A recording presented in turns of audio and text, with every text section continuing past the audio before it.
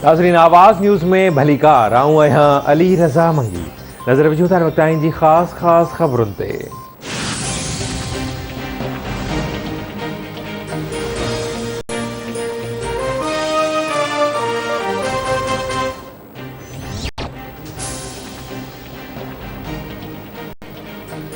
आसिफ ज़रदारी नवाज़ शरीफ के मानू क़बूल करण जे लाइ तैयार नाहिन। मुलाक़ातूं कंदड़ जो को बि मुस्तक़बिल नाहे। वफ़ाक़ी वज़ीर फवाद चौधरी जो ट्वीट चवे तो मुख़ालिफ़ धुर पंहिंजी क़यादत ऐं सियासत ते नज़रसानी करे। कश्मीर जे अवाम जो इमरान ख़ान ते एतमाद आहे।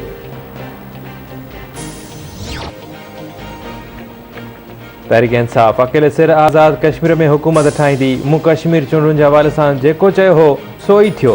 पीपल्स पार्टी वॾो पैसो ख़र्च करे टिन सीटुनि जो इज़ाफ़ो कयो। 2023 जे आम चूंडुनि में बि PTI ॿीहर हुकूमत बणाईंदी।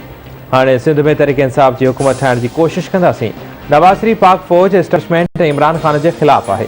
चाहियूं था त नवाज़ शरीफ ॾे वापसि अचे ऐं केसनि खे मोड़े। अफ़गानी एहलकारनि ऐं 5 ऑफिसरनि खे बाइज़त तरीक़े सां वापसि कयो वेंदो। 14 अगस्त खां पोइ मुनशियात ख़िलाफ़ जिहाद शुरू कंदासीं। वफ़ाक़ी घरू वज़ीर शेख रशीद जी इस्लामाबाद में प्रेस कॉन्फ्रेंस।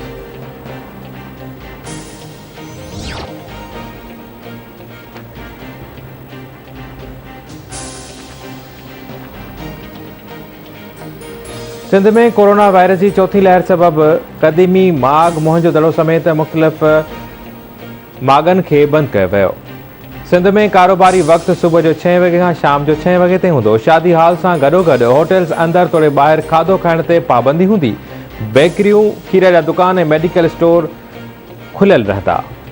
जुमे आचर ते कारोबारी मरकज़ मुकम्मल तौर ते बंद रहंदा। नोटिफिकेशन पधरो।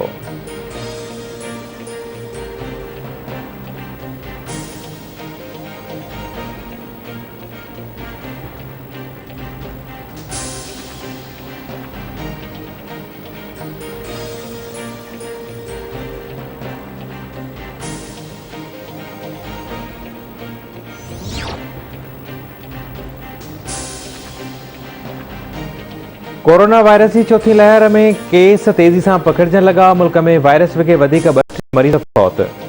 मौतुनि जो 24 कलाक दौरान 3752 केस रिपोर्ट।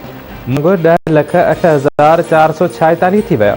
हेल ताईं 9,27,599 मरीज वायरस के शिकस्त ॾेई सिहतयाब भी थी विया। वायरस जे आकारी केसनि जी शरह 7.51% record.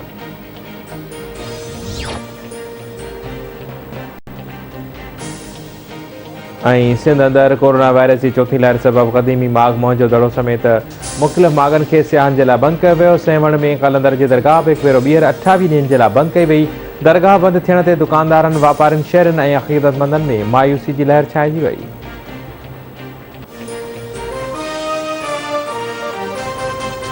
This headline news is brought to you by मलका में पकाएं, बेफिक्री से खाएं।